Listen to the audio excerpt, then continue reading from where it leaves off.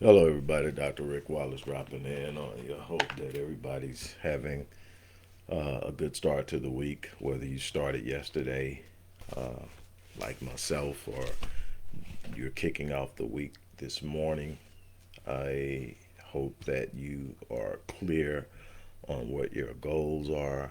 I want you to understand that regardless to progress or lack thereof on last week, you have a new beginning, a new start, a new opportunity to refocus yourself and continue on your path.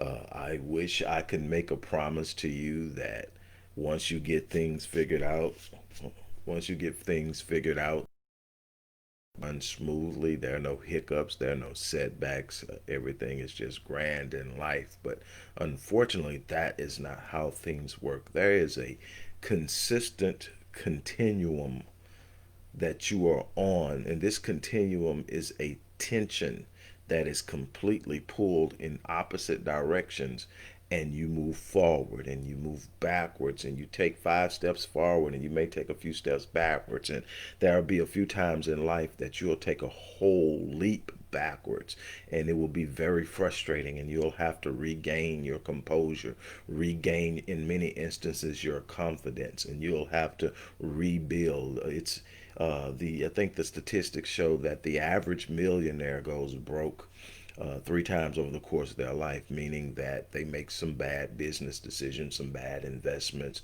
some bad moves, and they have to start over. That's life. Now someone else's starting over may be different than yours. You have to be aware of the fact that you are unique in a number of different ways in your perspective, in your paradigm, in the way that you perceive things in life. And so, what's starting over for you may not be starting over for someone else. And so, someone else's starting over may not be as intense as yours, or maybe even more intense. But the idea of the fact that you look at something and say, man, I've gone so far back that I've started over. That's all that matters, because you're the one that's perceiving it. You're the one that's going to have to confront it. You're the one that's going to have to deal with it. So it's imperative that you understand that. So I first and foremost want to encourage you.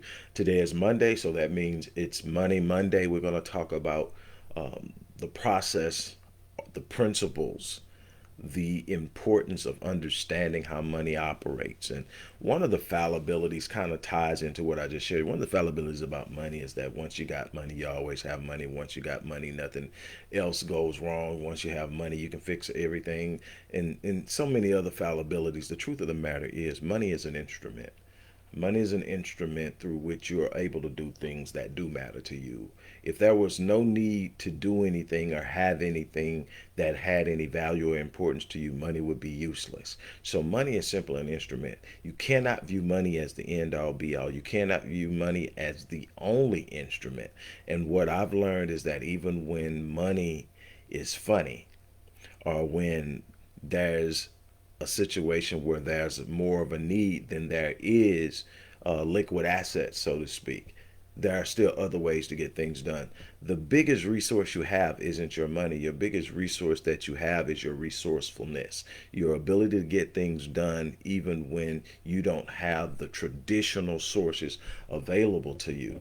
And we will talk about a lot of those things over the course of the remaining weeks in this year as we discuss money on a bunch of different levels. What I want to talk to you about this morning is important, but before I get to that, I want to remind you of the fact that book number 21, well, actually, book number 22 is already out, but book number 21 is the second book in a 2 book series. Book 20 was Critical Mass. If you haven't gotten that, the link is going to be in the description box. Book number 21 is the follow up to Critical Mass, I Am, which focuses on self talk. What you speak and how you speak it will have a massive impact on how your reality develops for you. It doesn't mean it's not a magic word, it's not a magic potion. It doesn't mean you can say things and magically make things be the way you want them to be. It means that it's going to impact your perception of your reality. It's going to set in motion the declarations of your life when you sit up and you speak things You are literally speaking them into the beginning of existence. You have manifested them in the fifth dimension. For those who understand that, that means that it is now a reality in a certain area of your life, even though you have not fully manifested it in the third dimension, which means you can touch it, you can feel it, you can use it, and whatever. But it starts with you actually thinking it and then speaking it. So be careful what you speak. And so I am is about self declaration. I am talks about the power of self declaration and how it works in your life. You know, how your thinking impacts your speech and your speech impacts your life. And it's so important to understand those elements as a part of the totality of how we engage life. If the last year hasn't reinforced some lessons that I've already learned earlier in my life and throughout my life, I don't know what would.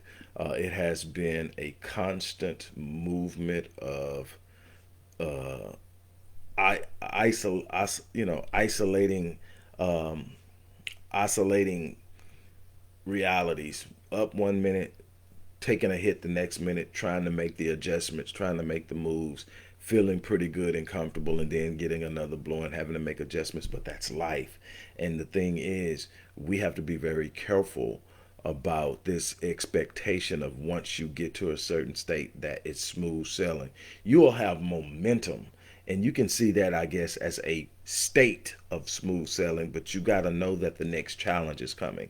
And that if you're not careful, you get so caught up in the smooth sailing that you won't be prepared for the next hit.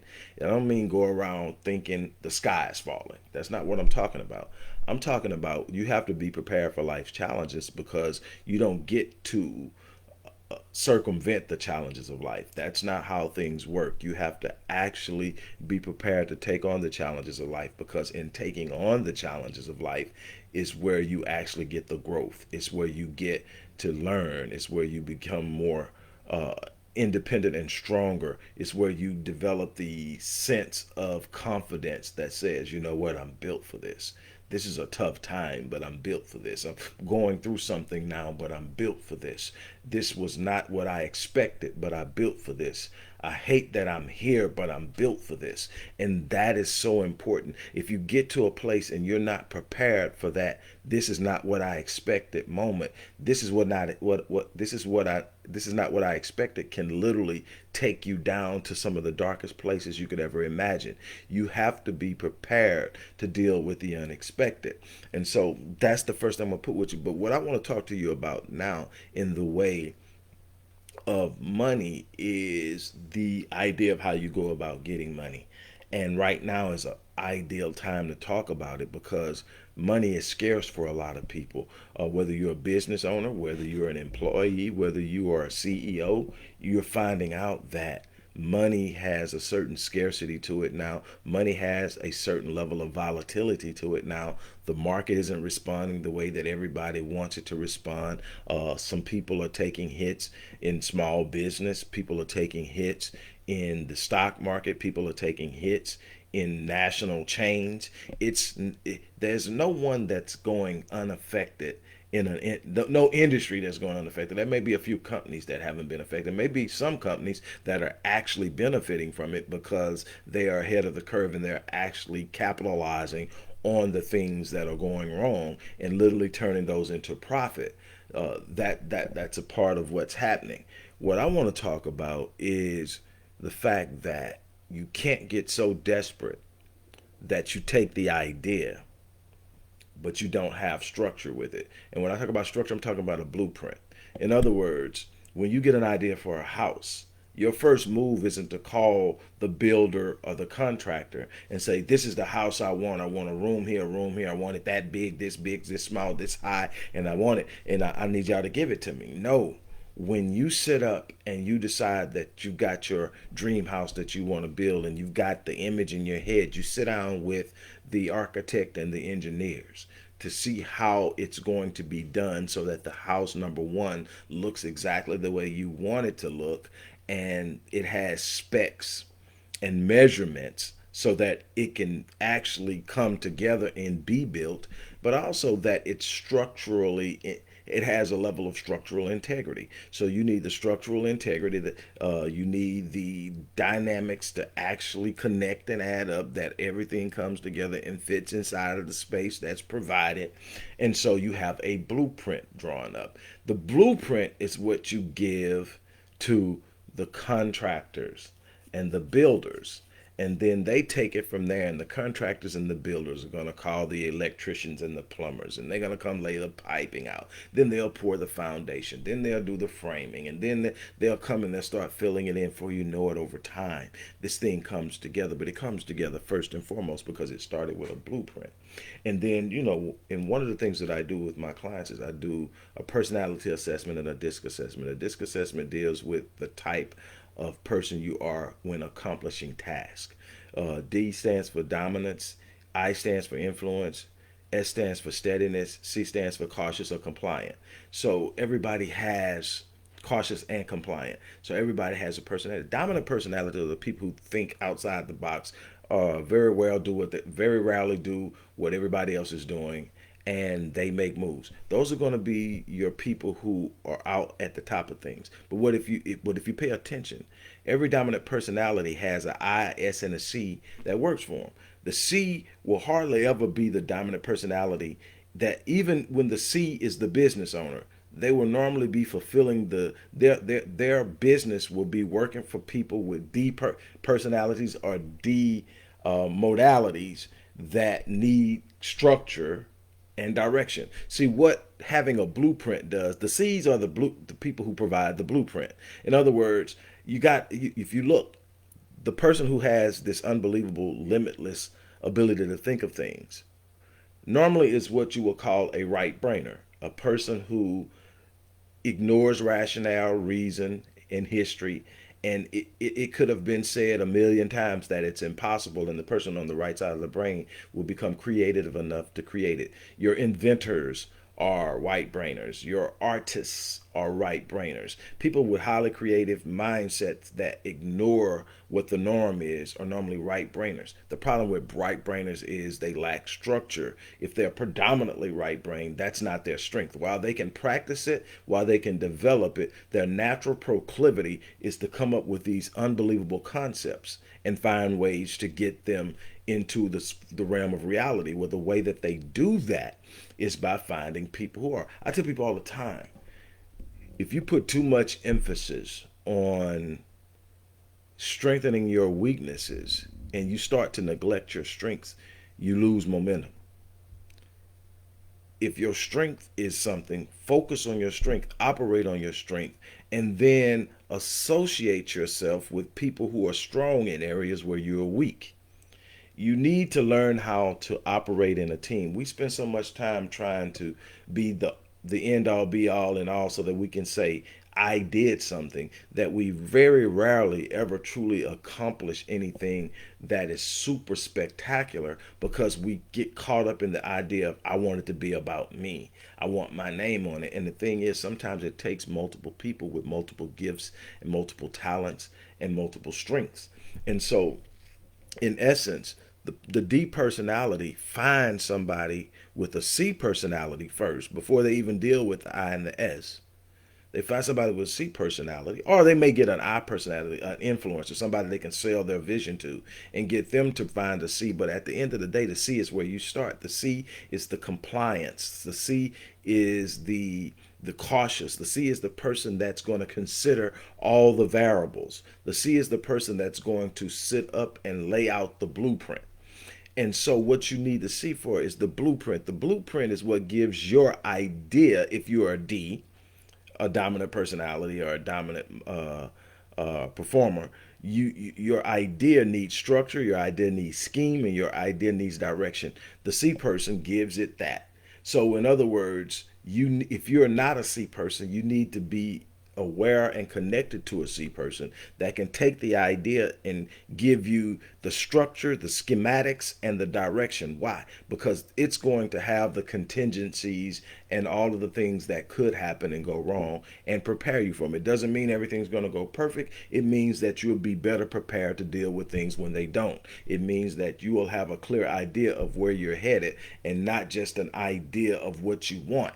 And that's the difference. So many of us want to just act on an idea and we haven't looked at the schematics. We haven't even created the schematics. We don't have the metrics to measure whether we're moving in the right direction or not, because many of us don't even know what the direction is. We have a clear idea of all of that. The thing is, we tend to look down on people who are C's. If you are a radical thinker, and I am, I had to learn that that's not going to be my strength. Being very calculative and projecting all of the problems and all that stuff. My mind is to sit up and say, if I can see it in my mind, I can do it. That's where I'm at. That's where I'm at. I can do it. And what I have to do is I have to calm myself down enough to say, okay, now I need to figure out how. Because at the time that I'm talking about doing something, and if it's never been done before, or I've never seen it done before, my thing is just focusing on telling myself that it can be done. That's the first thing. The first win for me is saying, despite what people are saying, it can be done. Okay, that's the first thing. Now, and at the time, like Les Brown says, when you are making up in your mind that you're going to do something spectacular, do something great, do something phenomenal, do something that very few or no people have done before, how you're going to get it done at that time is none of your business. And that's something that a lot of us get caught up in. That's what makes C personalities or people who have C makeups not very good at initiating innovative things, because they operate on the principles and the confines of reality and what can and cannot be done. And so that's how they focus. But when you take a D personality and put it with a C personality, the C personality gives insight to the D personality, but the D personality gives confidence to the C personality that you can actually step outside of those when you do it critically and when you do it creatively and when you do it with an understanding of what you think is keeping you inside the box. Now you know specifically how to come outside of the box because you simply impose or reverse it. And so that's how you sit up and operate. But here's the thing. So the first thing that a blueprint does is it gives you an idea. So when you're sitting up and you're determining, okay, how are you going to make money? How are you going to create wealth? How are you going to build your business? How are you going to fund your business? Then you've got to have one person who's going to be the creative mechanism. Now, if you are the C personality, you just simply have to be willing to look up a person or look up on the internet and find creative ways to do something, and then you put your blueprint mindset to how you will make it work for you. But if you are the creative mind, you need to find somebody who's going to think of all the contingencies that you just don't naturally think of. The person who has a D personality ain't trying to think of what's going to stop them, because deep down inside they don't feel anything can. And what they'll do is they'll bump their heads a whole lot more than they have to. They'll eventually, what I can tell you about a D personality, if you give them something and they say they're going to do it and they really want to do it, they're going to get it done. What you don't want is to spend 10 years doing something that could have took you 2 to do. That's the difference, is when you have a C who can do a blueprint for you, you get it done a whole lot quicker. Can you imagine having an idea of what type of house you want to build and just having somebody go start throwing stuff up based off of what you told them in your head and the image they got, and then they get it done, and they go, and you go, no, what I was really thinking was, do you know how many times you tear that house down before you finally get the house that you want? But now, if you got an architect with a blueprint, not only can you see the blueprints and see the measurements laid out in blueprints, now we have three-dimensional architecture where you can literally see the erection on the outside, see the erection on the inside, and say, that's exactly what I want. Now you just simply give it to the contractors, the I's and the S's, and they go out and do it. They go out and actually do it exactly, and it comes back, and it may be a few little things that have to be tweaked, but you don't have to tear the whole structure down. Well, that's what you've got to realize, is that the D personality, that dominant person, in the creative right brain mindset that says there's absolutely nothing impossible, will find a way to get it done eventually.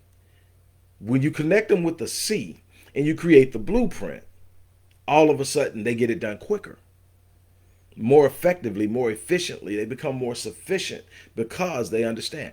One of the things that I have prided myself in is finding people who will do that part of it, and partnering with them in the things in which I've been most successful. I've partnered with people who will do the critical thoughts along the lines of blueprints. I come up with the idea, they figure out how that it needs to work. And it's nothing wrong with saying that's not my strong point. Can I do it? Yeah. You know what? This is what happens. Instead of what I call uh, artificially educating and strengthening your weaknesses, I believe in authentically and experientially strengthening your weaknesses. And what do I mean by that? Okay, if you're strong in one area, operate in that, dominate in that, be the best you can, do what you can to grow it, because where you're strong at, you will naturally be inclined to operate. It will be the natural thing you turn to. It will be what you love doing because you're just naturally good at it. Where you will struggle is the thing that you're not naturally good at. Here's the thing though. You can go around and say, okay, I'm going to strengthen my weakness. You start reading books, you start taking courses, you start doing all that, and it becomes cumbersome, and it also causes you to neglect your strengths. However, when you choose people who are strong in the area that you're weak in and you choose to work with them, association brings about assimilation. When I'm around someone that's organized, I tend to pick up tips on how to be more organized. When I'm around someone who thinks methodically, I learn how to think methodically. I learn systematically to be a little more methodical than I naturally am. It's an experiential, natural, authentic way of learning. Um, Social learning theory, it's a part of social learning theory. So you want to find people, you focus on being your strength, you find the people who are strong in the areas you're not, and you build partnerships with those people to get things done. One of the things that has really truly hampered the growth of people in this culture, in this particular century, is this idea of individualism. I did this, self-made that. I ain't need no help. I. And don't realize you are limiting yourself, because we are social creatures by nature. We were meant to work together. We were meant to operate as a unit. Every mammal species operates as a unit. You can't find mammals that go solo. When they go solo, they're not nearly as effective as when they operate as a unit. And that is exactly what you have to be able to do, is put your desires to have your name on something, your desires to get a pat on the back for your accomplishments aside, and say, am I really looking for a pat on the back, or am I looking to be effective? Am I looking to be successful? Do I really want long-term success? And if I need long-term success, who can best help me facilitate this idea? And then you find people and you connect with them. If you are a C or I or S or D, find the other letters. Some people will be dual, and everybody has an element of all in them. It's just how predominant each one is that tells you where you will have the proclivity to operate. And you need to learn that. If you don't, I do disc assessments. You can get them done online. There's a bunch of ways to find out your disc assessment. Now, do you have someone who has the expertise to help you learn how to use your knowledge of your disc? That's the question. Find someone that's out there. Whether it's me or not is irrelevant today. That's not what I'm doing. I'm not here to sell you on working with me. If you want to work with me, good. If not, you still got to understand this if you want to get through things. A bunch of people are operating independently and don't understand why they are constantly frustrated, because they only know one part of it. You got people who got the money but don't know how to use the money, and they get frustrated. Everybody gets frustrated. You got people who have the idea and don't have the money and don't know how to get the money, and they get frustrated. You got all the things in between. You have to have people around you that can see where you're at, understand your vision, and say, okay, I know somebody, or that person that would love to work with you is me. And you got to be willing to sit up and say, okay, I do this. Something my mentor taught me a long time ago. He said, you're pretty good in math. Let me ask you a real simple mathematic equation. If you get it, things are going to be a lot easier for you in business. If not, it may be a little tough. He said the natural proclivity of a person getting started in business is to keep as much of the profit to themselves as they possibly can. So a lot of people start their business as sole proprietors. They want the business. They do all the work. They show up. They're the accountant, the president, the manager. They're everything because they're trying to keep as much of the profit as possible. He says, "Let me show you the problem with that." He says, "What's the most? 100% of 100,000 or 10% of 2 million." I said 10% of 2 million is actually double 100% of 100,000. He says, so imagine that you only have so many hours in a day and you're going to be working to try to make things happen, and you're just going to be limited by time at what you can do. So you cap out on what you're able to do at 100,000. You're working it, you're driving yourself in the ground, but you're getting all the profits, that $100,000 profit. Say you found 3 or 4 people that could help you take that profit up to 2 million, and you paid them better than you paid yourself, because all you want to do is come up with the idea and then give it to somebody. So you paid them everything, and all you kept out of that 100% of the profits was 10%. You will still double what you're getting by doing all the work and trying to get through it. That's the mindset. Find people, share with people, get them to buy into what you're doing, and then share with them and pay them well. And the times that I've been able to do that are the times I've been most successful. And the times that I get into these things where I'm trying to do it all on my own, either because I don't believe I have time to find people and bring them in, it's a harder struggle. And so I've seen both sides, and sometimes it's natural when you are a thinker that has these ideas and you want to move on them, you'll get out there and then realize, man, I'm moving, but I'm putting in so much energy, so much effort, and it's so much. I probably could be a lot better off if I find people who understand what I'm doing and I start to make the connections I need to make. In other words, I definitely not only need a blueprint, but I need other people that can help shoulder the load, that can help me think, that will call me when my ideas are a little off. You can get so caught up in your ideas that everything sounds good to you. I can tell you that. And while it'll always have you in a place where there's nothing you aren't willing to do to make a move within reason and within your own personal value system, what it could mean is that you're not seeing things clearly because you don't hold yourself to a certain place of evaluating what you're saying. You're just going for it.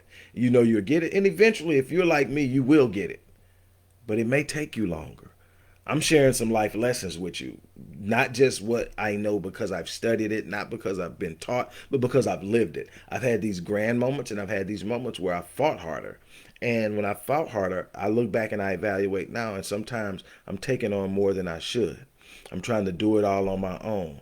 I'm trying to totally will it to happen.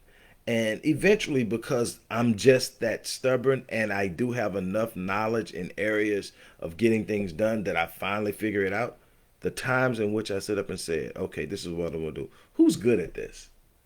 And you call them up and say, hey, this is what I'm doing. I don't know if you got time, but I would love to have you on board. It takes a little longer to put it together. It takes a little longer to map it out. But for some reason, it runs smoother. And you got to step back. Sometimes you got to step back from pushing and start looking at how you're going to construct the journey from that point forward. I'm at that place right now because when things start going wrong, I'm at that point where I'm sitting up and I'm thinking, I'm going to fix it and I'm going to change it and it's going to work. And eventually it does. But how much did it take out of me? How long did it take? How hard was it in relation to what it could be? So sometimes you gotta sit up and say, okay, I'm gonna have to actually stop moving, sit back, look, make a few phone calls, do some research, and see what's going on. I need to think a little more critically, but I need to find someone else who's good at it to examine where I'm at and where I'm going and what I'm doing. It has nothing to do with experience and expertise. It has everything to do with your strengths. And you have to be willing to accept that. That whole idea that I have no weaknesses will get you in all kind of trouble. It will really mess you up because when you think you have no weaknesses and stuff start going wrong, you got to have an explanation for it going wrong. See, if you have no weaknesses, it should never go wrong, right? So you have to understand those things. It's immensely important to have that understanding. So what I'm trying to get you to understand here is that you need that. What else does it do? When you have a true blueprint, it will stop you from acting out of desperation. Again, I can tell you that from experience. When you don't have a blueprint, you start to act in desperation when things don't go your way. When things turn the opposite direction, you start making moves out of desperation, trying to save things, trying to put things up, trying to keep from going backwards, trying to keep from losing. And you make desperate actions. Very rarely do you make good decisions out of desperation.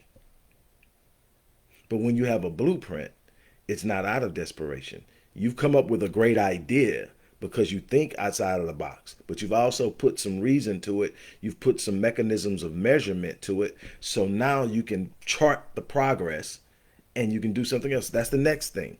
When you have a blueprint, you have the ability to replicate.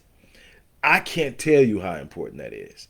Do you know how many people who have had a shot in the dark did unbelievably great, and because they didn't have a blueprint on how they did it, they didn't keep the metrics on what they were doing, they didn't measure it, that they can't replicate it, they can't go back and do it. They keep trying, but they have nothing to say this is how it was done, so they can't replicate it. They just happen to be doing something and it popped off.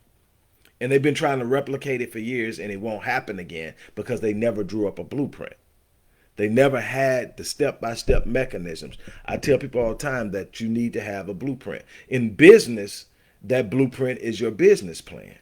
And then you sit up and you measure the movements of your business plan. You chart your journey. You consistently keep a record of what's working, what's not working, how well it's working, what percentage of the market you gained when you did this, how exactly was this done. All of those things are important.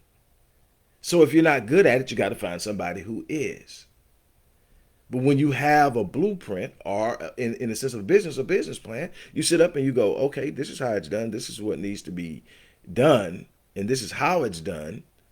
And so now I mark it. So you are able to keep up with the metrics so you can replicate it. And when you keep up with the metrics and you've got something that works, you can consistently do it over and over again in different ways. You can do it with, for instance, I've used a system that works with my books over and over again with each book. I've done that same system and replicated it with courses, and it goes on. And so you can replicate it. Here's the other thing that a blueprint does. It allows you to chart errors. When something doesn't work, you can mark and chart exactly where it happened, when it happened, and what you did so that you know you don't do that again. But you're sitting up and you're just going out there and you're going, you may hit a home run, but you can't replicate it, or you may strike out and you can't tell why. But when you are able to have a blueprint to operate on, you're able to look at it and say, okay, I got to go back to the drawing board. I got to do this. I got to change this. This worked okay, but this didn't work well. This fit, but this did not. And you're able to look at it. And eventually, you get the blueprint that works for you. And that's in money, that's in business, that's in relationships. You can't sit up and just go willy-nilly in anything and get consistency. So money is no different.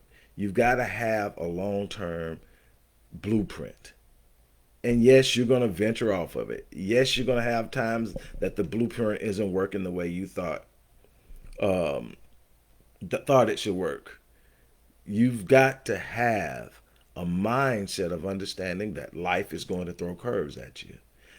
Winning in life isn't about the circumvention of the struggles, the vicissitudes, the setbacks, the disappointment, the delays. I tell people all the time, one of the most misconceived notions is that delay means denial. That because it's not happening now, it's not meant to be, or it's never going to happen. You know how many people stop just short of the breakthrough? How many people literally sit up there and come this close and then say it's just not going to happen? And just one more swing of the axe, one more phone call, one more video, one more paragraph, whatever. and they would have been there. You start something, you don't stop until you finish it. You may have to make some adjustments, but you keep going until you get it done. I tell people all the time, it isn't my knowledge that has sustained me for over 30 years of doing this stuff. My knowledge plays a major role, but it isn't my knowledge. It isn't my connections. It isn't my ability to convince people of anything. At the end of the day, it's because I am relentless. I take my lumps, my bruises, my setbacks, but I never fold. I have a plan A, and there's no plan B on the table. And people say, you should always have a plan B. Should I? No, you should not. Now, your plan B is okay if you plan on meandering through the maze of mediocrity. Your plan B is okay if average is okay with you. And people say, why not a plan B? I said, because we are human and our natural proclivity is to take the path of least resistance. So when you have a plan A, your plan A is the ideal thing you want. Your plan B is if plan A don't work, I'm willing to accept this and do this. Well, guess what happens? The moment that plan A becomes tough, painful, frustrating, you will automatically gravitate towards plan B because it's going to be less painful. It will have a less level of discomfort, and you will do that. But if plan A is it, you find a way to get it done. You go through the difficult moments. You experience the setbacks. You experience the disappointment, the pain.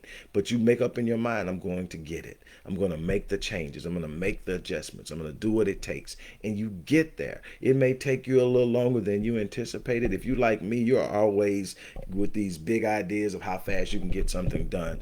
And you kind of jump out there and it never happens as fast as you want it to. But the thing is, it happens. Don't give up on it. Don't turn it loose. Don't walk back on it. One of my favorite biblical scriptures, whether you're into biblical scriptures or not, this is one of my favorite. It says that his uh, his soul, my soul takes no pleasure in those who draw back. But we are not of those who draw back. We are those who continue on until the saving of the soul. We are those who continue on until we finish what we started. We are those who continue on until what was set forth to be done is completed. That is it. We do not draw back. Life wasn't ever meant to be easy. It was meant to be fulfilling and rewarding. That's my challenge to you.